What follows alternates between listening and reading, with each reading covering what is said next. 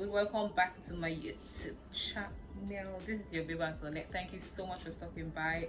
Okay, if it's your first time here, then I love you so much. Thank you so much. Please do well to subscribe. That is going to make me so happy. And if you're the oldie and goodie, you already know how much I love you. I love you guys so much.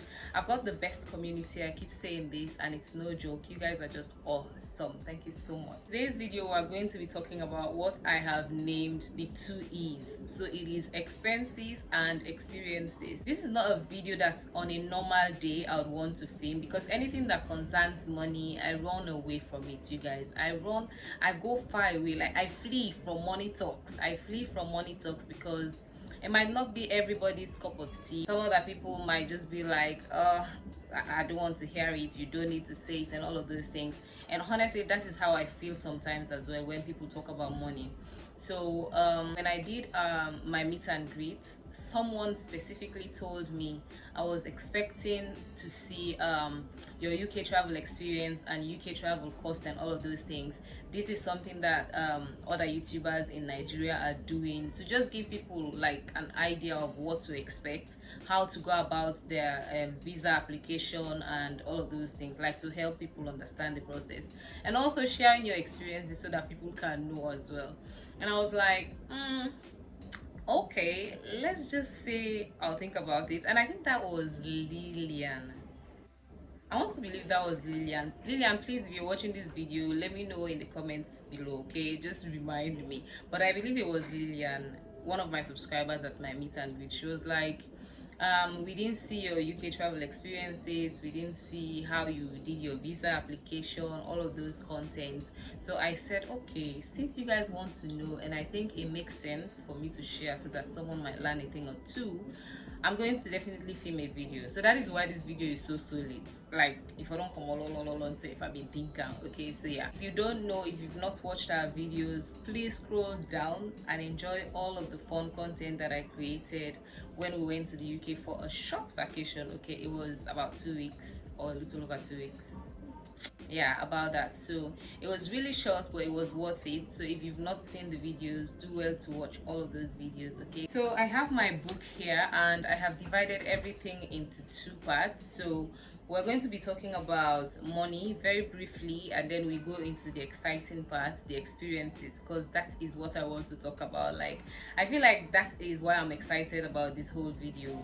So I mean, when we went to the UK, we did some shopping. You guys might have seen the video, but I'm not going to be talking about what the shopping cost, because it does not make sense.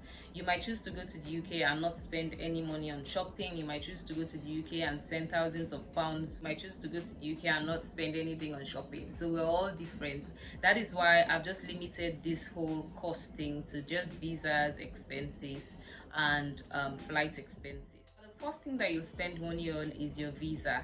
I mean, the first thing will be your passport, but if you already have a passport, then you're not going to spend any money on passport. Typically in Sierra Leone, your passport lasts for 5 years. So if you have a passport, then you're not going to spend any money for passport. But if you do not have a passport, like my son, he was new, fresh, okay, fresh from my tummy, he didn't have any passport. So we had to get him a passport, and we did that early this year in January, like early January, and it was actually, we started the process in December, but we got the passport in January. That was one thing that delayed our whole, our whole travel and stuff. And at that time, it was $100. Okay, so we paid a little over 2 million euros. Yeah, so it was $100, a little over 2 million. So you can start calculating the cost from there. But we had passports, so we didn't have to make passports again. But then when you want to get the visa, you have to do the visa application. In May last year, we did our visas, and per person it was $125. So $125 for me, $125 for my husband, and then that is paid at Ecobank. Okay, I'm just looking at my book in case you're wondering. So you pay that at Ecobank for the visa fee, and then there is something that is called the mandatory user pay, which is £55, and then you pay that at Standard Chartered Bank. So this one is for your biometrics at the TLS, so you have to pay that extra fee, okay, for the TLS service. So you pay £55 for that per person.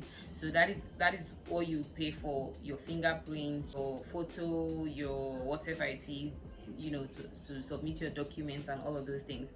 If you want to upload your documents by yourself, then you don't have to pay any extra charge, just the £55. But if you want them to upload your document, then you have to pay, I don't know if that is about £25 or whatever.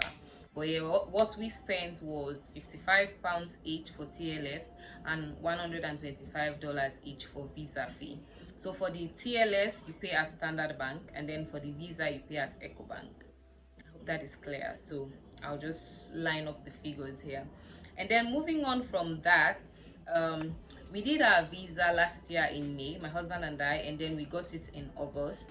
Like I've mentioned in my videos, I was heavily pregnant, so we could not travel. Even though if I knew then what I know now, it would have been a different story altogether. But we are not just going to risk, you know, being embarrassed at the airport and all of those things, because apparently when you are pregnant and you're showing, most of the times you get embarrassed or you get turned down because they don't want you to go there. People, they don't well with names, sort of. People go there, they give birth, and then they stay, they hide or whatever. Some, they run away from the hospitals, they don't pay their bills, and it's all on the government. So it has been very, very tight. Okay, it has been tight. So now it is difficult to just go to the UK, to the US and say you want to go and give birth. You have to hide. You have to like dress up so that people cannot know you are pregnant. And for me, it was not the case, because I was showing, I was really showing in August, so there was no way we could hide that. Okay, so we had to wait till baby was born. And then when baby came, we didn't know that, I mean, so if you're in Sierra Leone, this is something that you need to learn. Even if your baby is a month old, you need a visa, because that baby is a human being.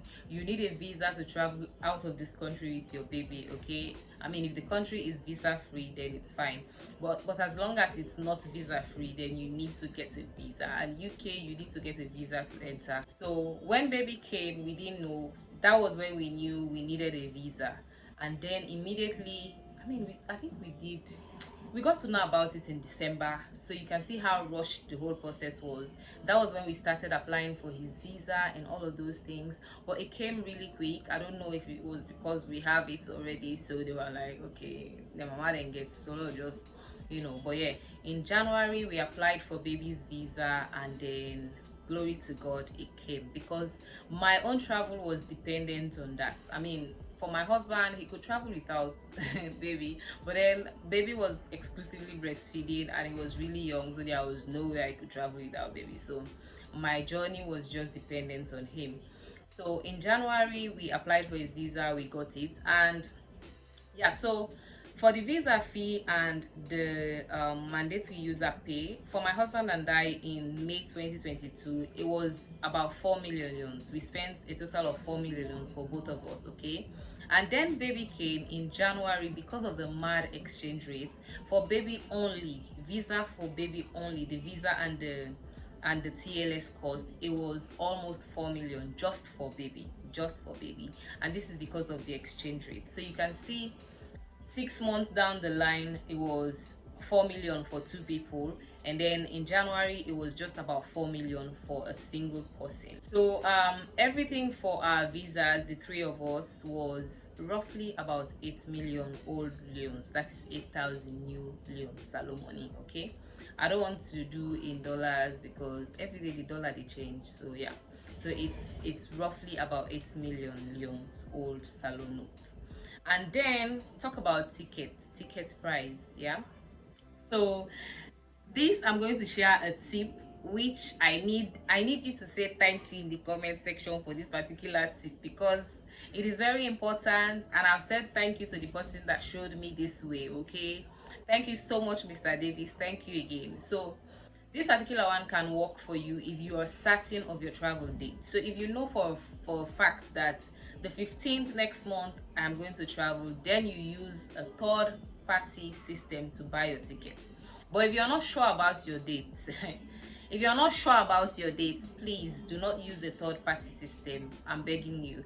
So you can go straight to the airlines if you know you are not sure about your date. Even with the airlines, if you buy directly and you want to change date, it will cost you something.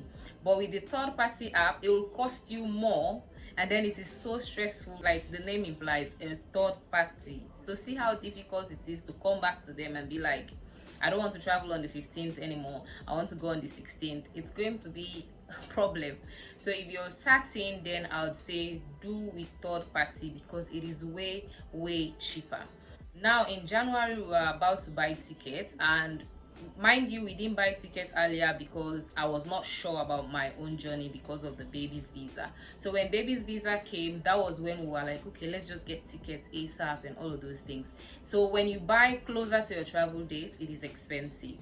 We contacted the airlines here in Sierra Leone, and they told us $1,900 per person, okay, per adult.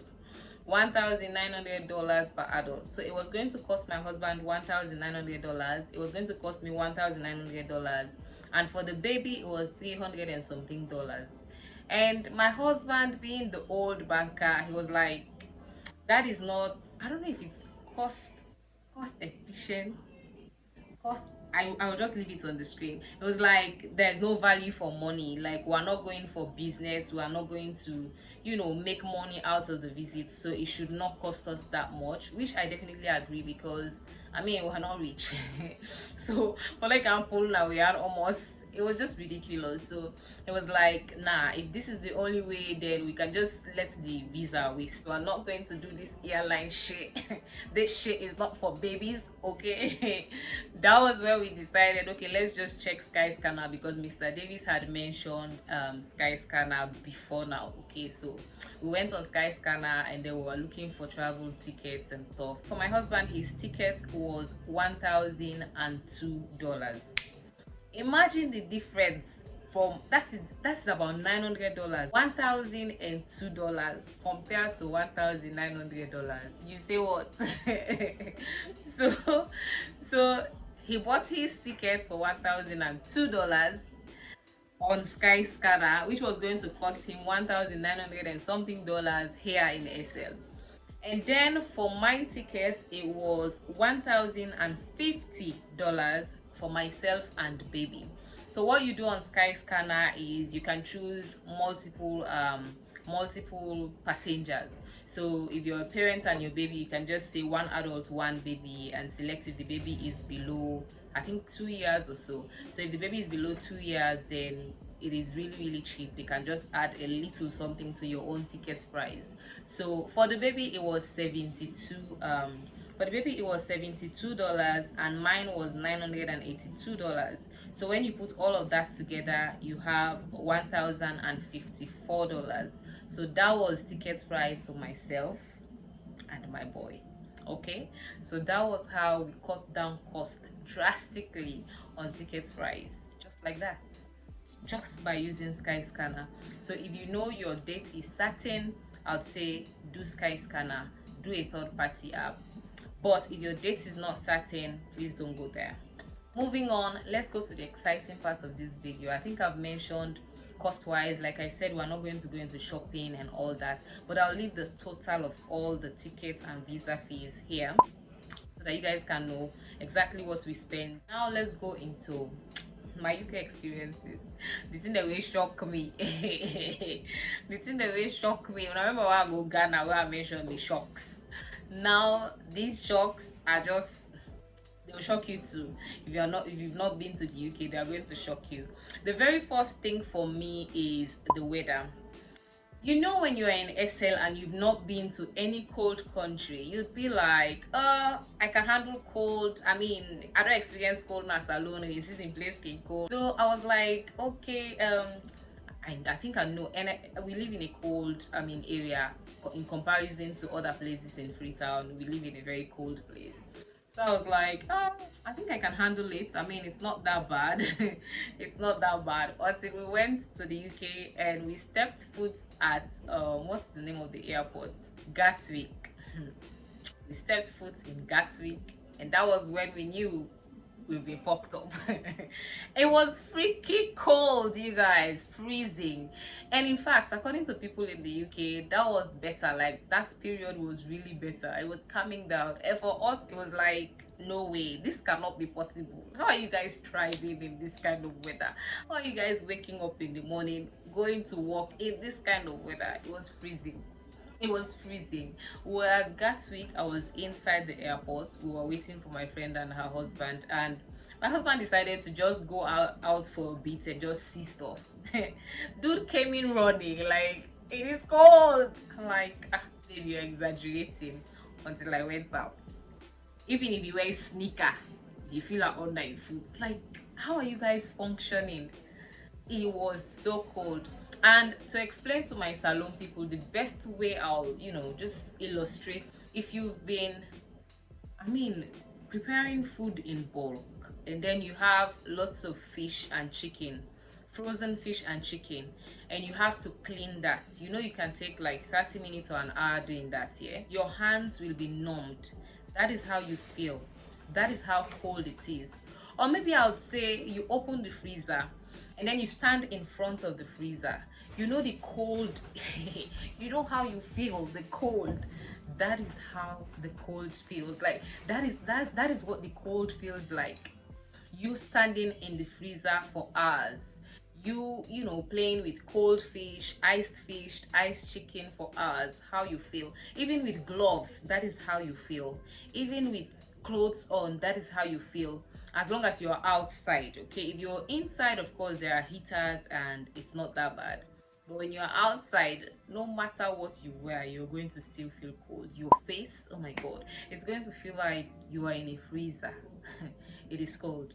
So that for me was shocking. Like, I didn't expect that much. Like, I knew it was cold, but not that much. But back again, I had to change my microphone because the other one was dead. So the second thing I was about to talk about is the cost of things. Food is not expensive. Everybody can eat. If it's just food, okay, you can eat. But then, coming from a country where we earn less, we struggle to feed. Even food is very expensive. Not everybody can afford food. Not everybody can afford food, but then you can take 100 pounds na salon, you need to buy nothing. Okay, you need to buy nothing, but you take 100 pounds for grocery shopping, you buy a lot of things. Food is just cheap. I believe it's because they don't tax food. I heard they don't tax food, so all of those things are really cheap, so that the layman can be able to afford them. You realize that most of the things are below or a little over £1. You can get things like ketchup for 50p. There were some skincare products that you can get for £1 something, £2 something. So yeah, the top thing for me was I think this was so shocking, paying for shopping bags. You guys, you pay for your shopping bag in the UK, like you buy 50 million now, then shop there, you buy back. Coming from a place where if I walk into a supermarket and buy stuff, they are going to give me bags, not just a bag. They are going to give me bags. They are going to ask me, do you want us to double it? Do you want us to double your bag? They are going to double it. In the UK, after buying everything, you still come and buy your bag.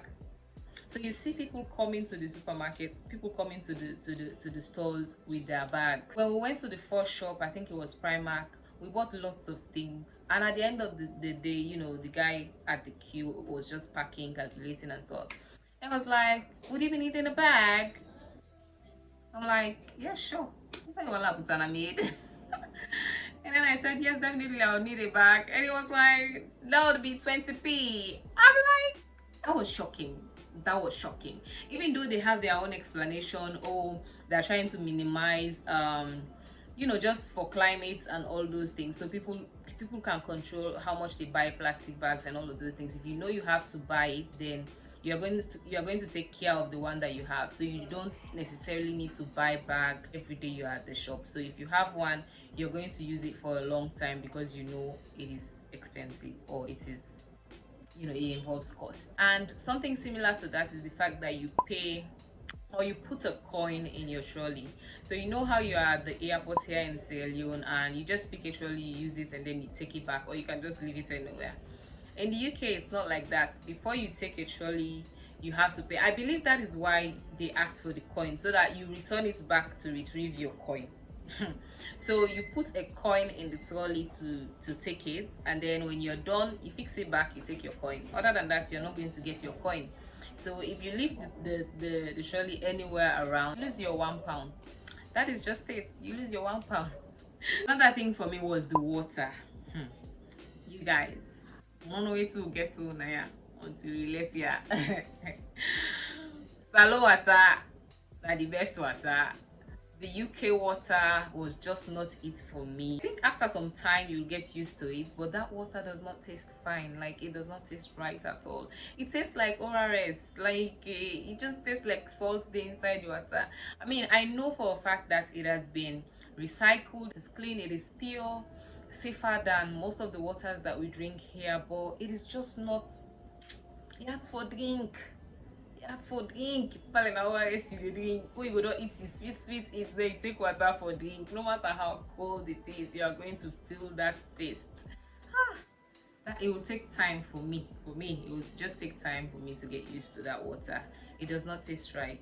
That was shocking. Another thing is, you know that you will return things, or you'll be able to return things to the shops, to the stores, as long as you have a receipt and it is within, I think, 28 days or a month, I'm not sure.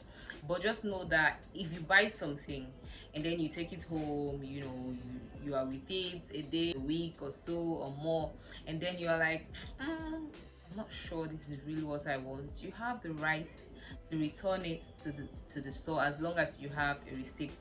So it happened to us, we experienced it. We bought lots and lots of cleaning stuff for the kitchen, for our house, and all of those things. Some were liquid and they were about 1 liter per, you know, per gallon. Like, each one was 1 liter and stuff. And at the end of the day, when we were packing our suitcases, we realized that it was just too much, so we had to return some of them and take some smaller things.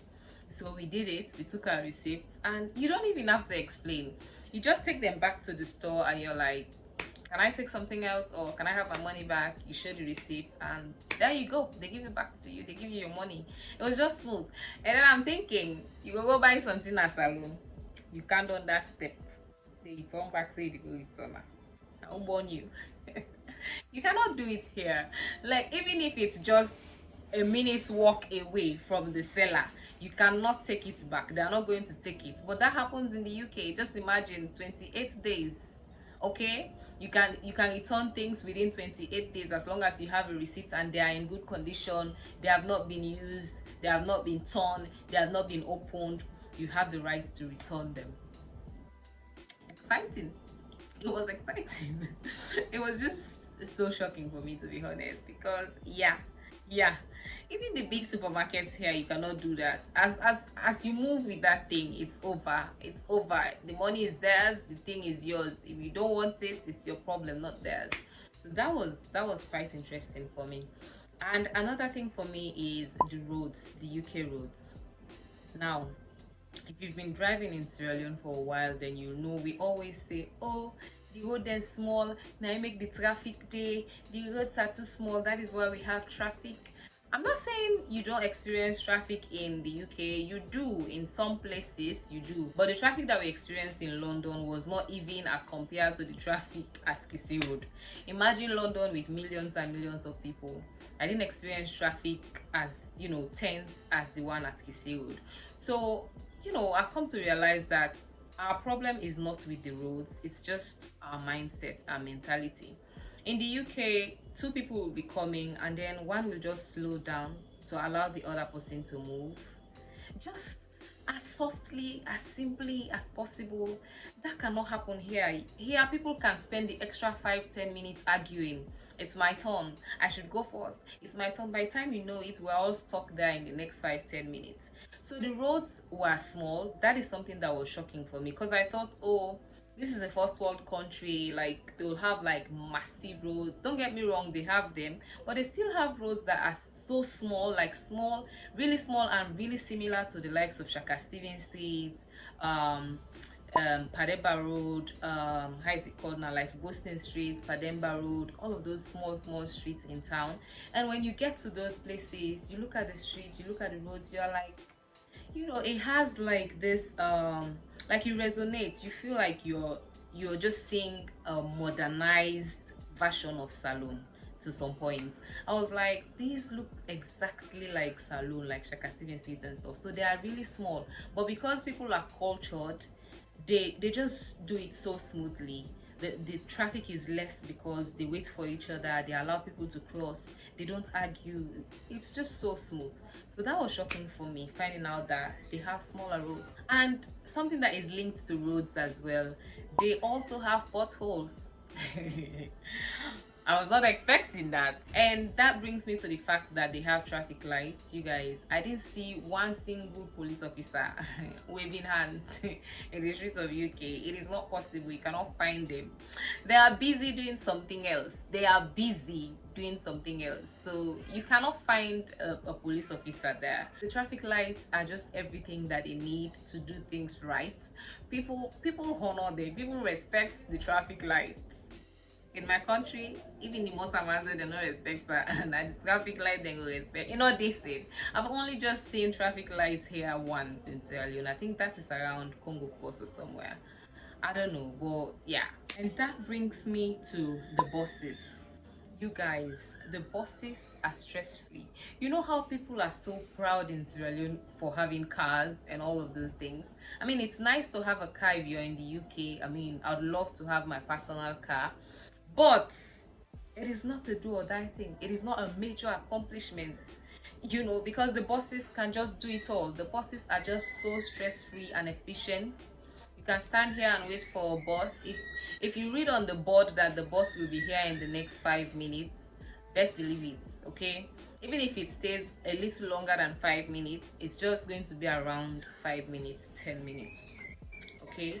But here we don't I don't even remember the last time I saw one. Okay, I don't even remember.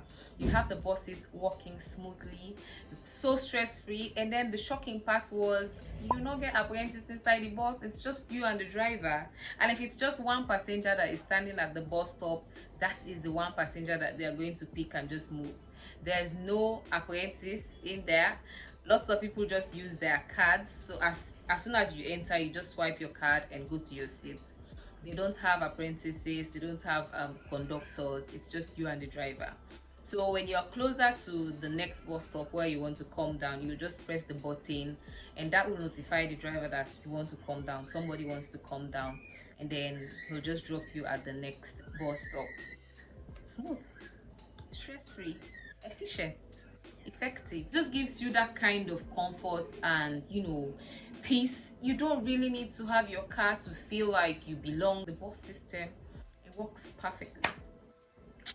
Day first, but to the glory of God, we'll reach there. Another thing that, you know, was so interesting for me is the fact that you don't park anywhere in the UK. You don't just park wherever you want to park. Like, it is so strict. That particular one, there's no joke with that. You have to find a specific place that is meant for parking. If it is a paid parking space, then you have to pay before you park. If it is a free parking space, then you park, okay? But you have to really find, my boy is shouting.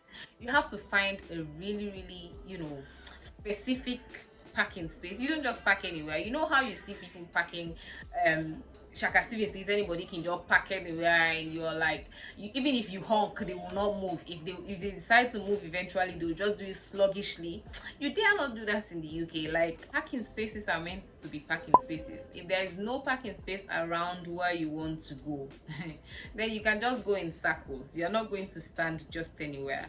It happened to us when we went to the city center.